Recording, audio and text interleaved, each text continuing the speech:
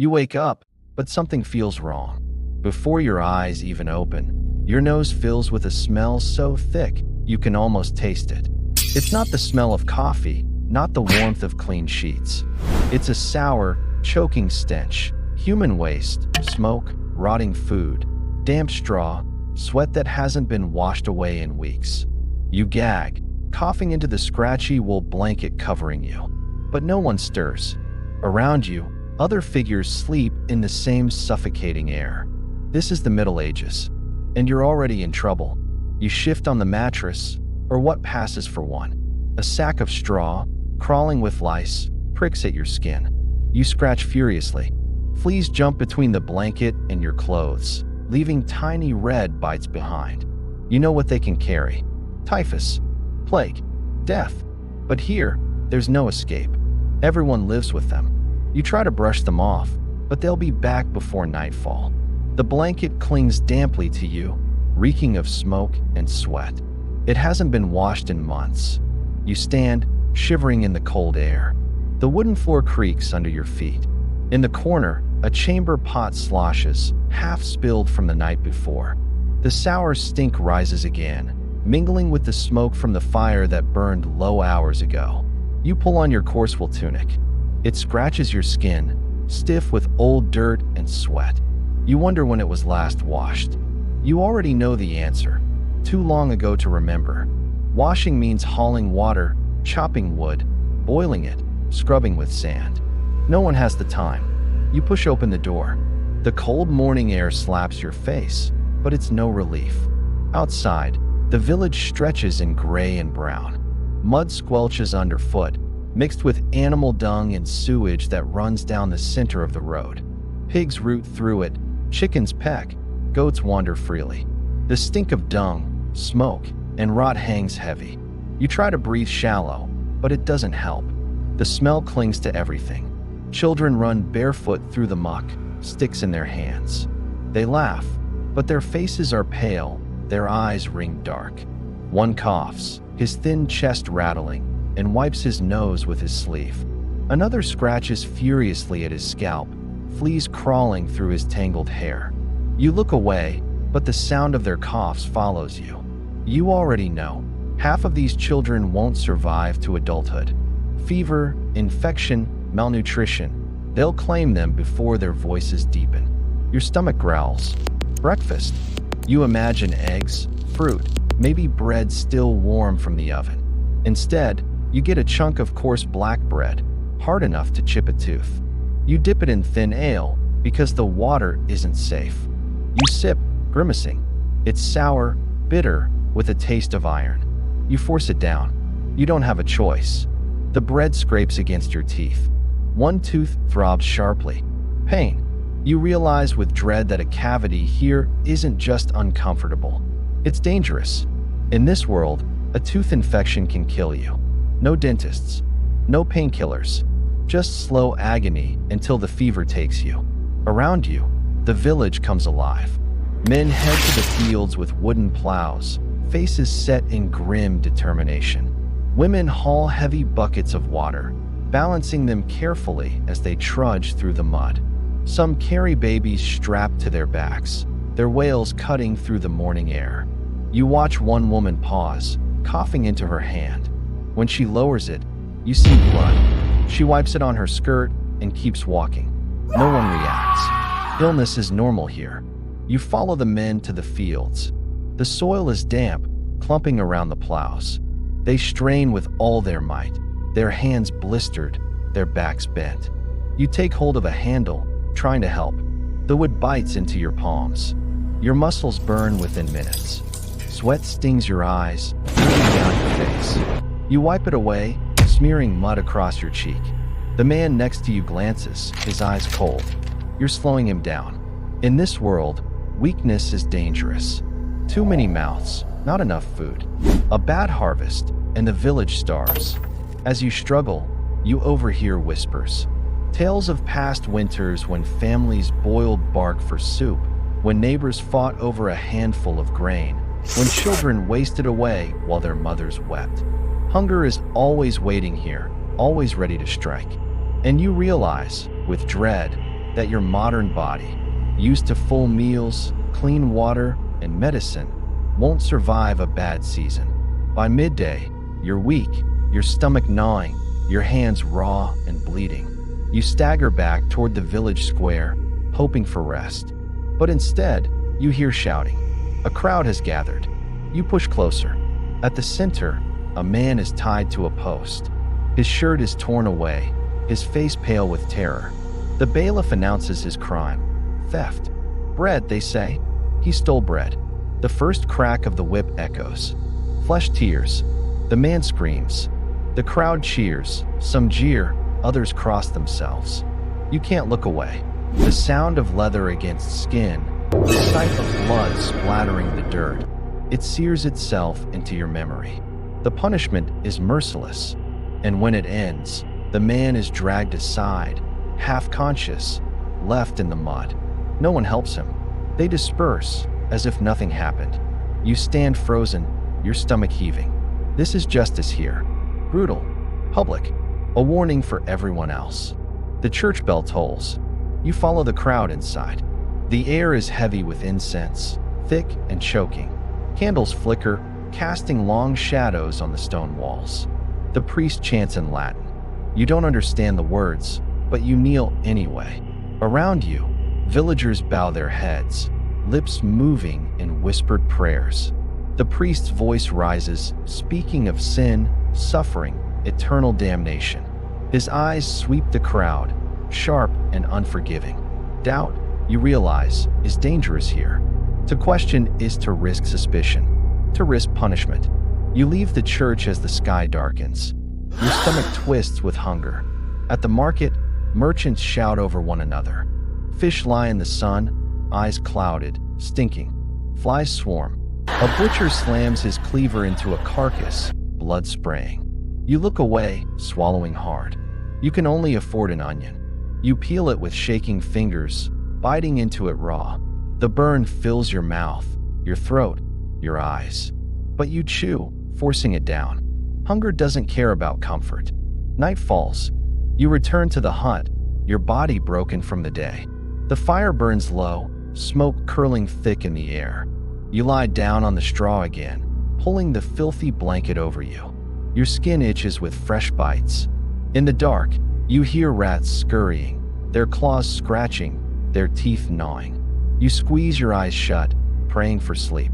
But when it comes, it's full of nightmares, screams, fire, plague, the sound of whips cracking. You wake before dawn, your heart racing, your body trembling. The cold bites harder, the hunger sharper, the fear deeper. And you realize something terrifying. This isn't just a bad day. This is every day, and you won't last. Morning comes again, though it doesn't feel like rest has helped you. Your body aches from the straw mattress, your stomach twists from yesterday's food, or maybe from the water you drank. You drag yourself up. The sun is barely over the horizon, but the village is already awake. Roosters crow, animals bleat, and neighbors shout as they begin their day. You don't get to sleep in, not here. Work waits for no one. You stumble outside, and the first thing that greets you is smoke. Fires are being stoked in every home, and the air is thick with it. Your eyes sting, but you know you'll need that smoke tonight, because without it, the fleas and bedbugs multiply. People even build smoke into their homes deliberately, not just for warmth, but to drive out pests. You rub your arms. The bites from last night are swelling red. You scratch until you bleed. Breakfast? The same as yesterday. Maybe stale bread, dipped in ale or milk that's already sour. Your teeth throb when you chew. You try to ignore it, but you know one rotten tooth could mean fever, infection, and death. And there's nothing you can do. No dentist, no painkillers. Just the slow creep of agony. Then comes work. If you're in the fields, it's back-breaking labor under the sun. If you're in town, you might be tanning hides, soaking animal skins in urine to soften them, the stench choking you until you gag.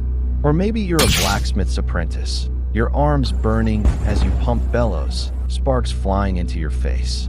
Safety gear doesn't exist. One slip, and you're burned for life. The Lord's tax collectors arrive. You hand over a share of your harvest or goods, and if you don't have enough, you'll owe debt you can never repay.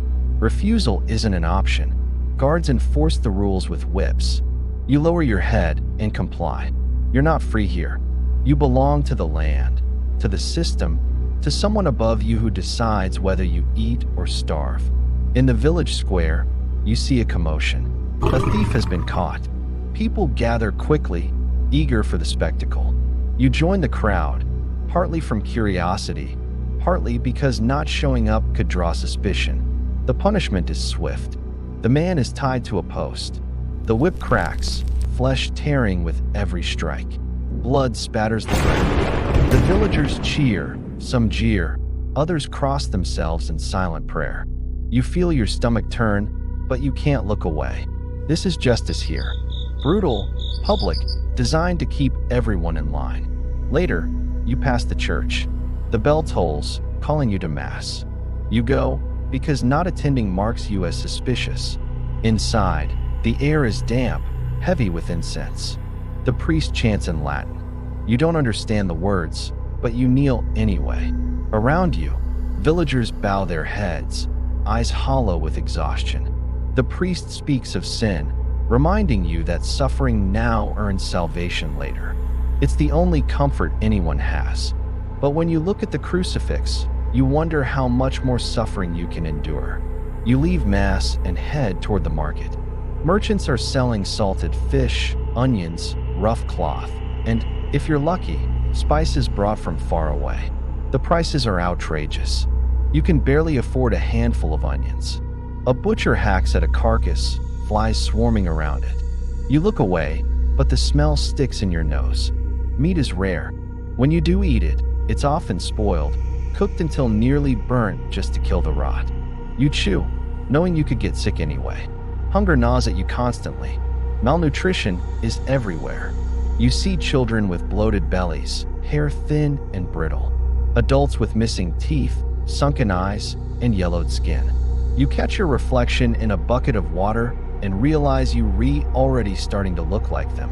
Thin, tired, hollow. Then there's the constant threat of violence. Bands of raiders, outlaws, or rival lords could strike at any time. Your village isn't safe. If the bell rings in warning, everyone scrambles. Men grabbing crude weapons, women and children hiding in cellars or behind wooden barricades.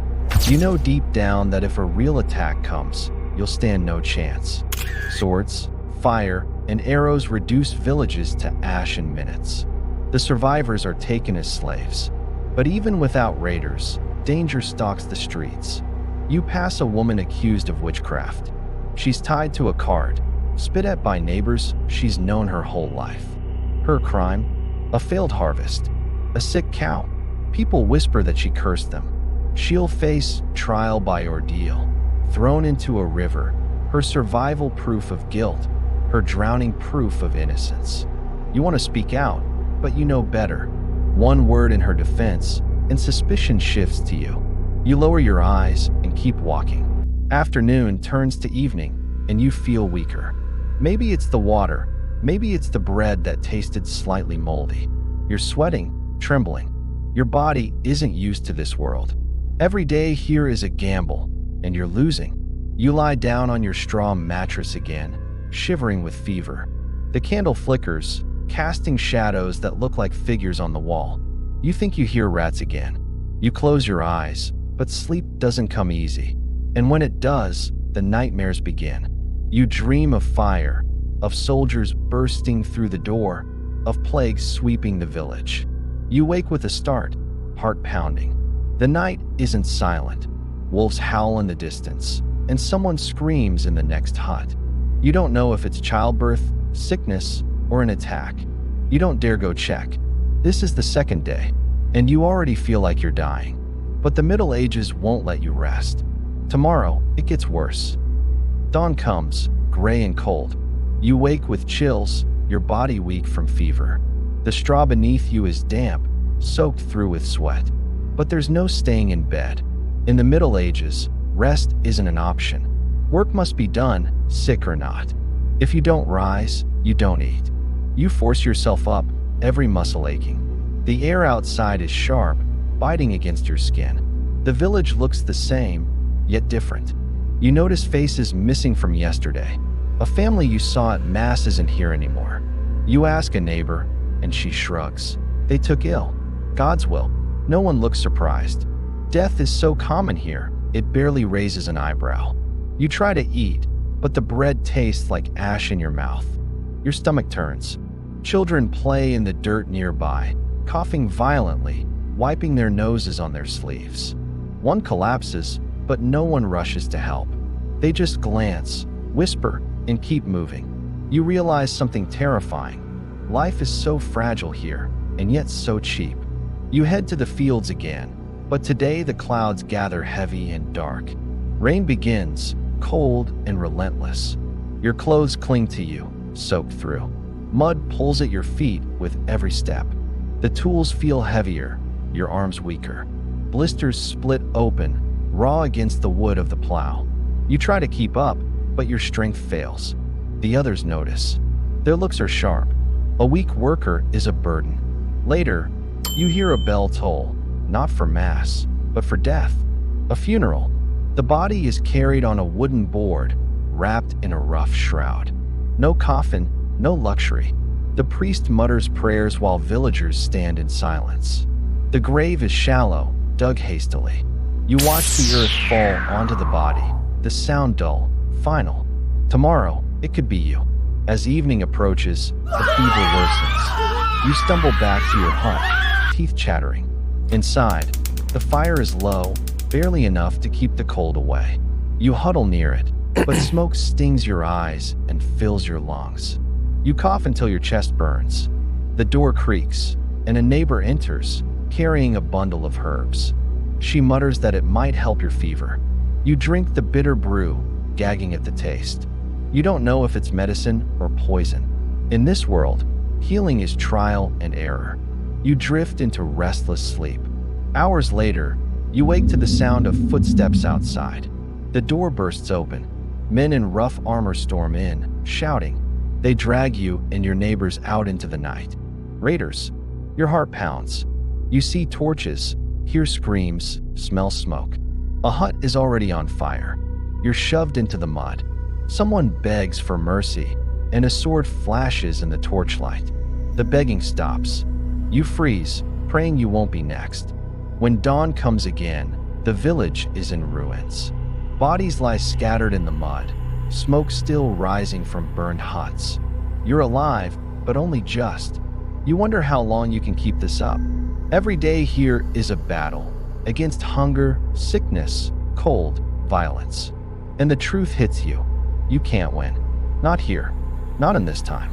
Your modern body, your modern mind, they were never built for this. You don't have the immunity, the toughness, the grim acceptance that these people are forced to carry from birth. You wouldn't last a week. You wouldn't even last a day. And as you look at the ashes of your village, the sound of crows circling overhead, you realize something chilling. For millions of people in the Middle Ages, this wasn't a nightmare. This was life.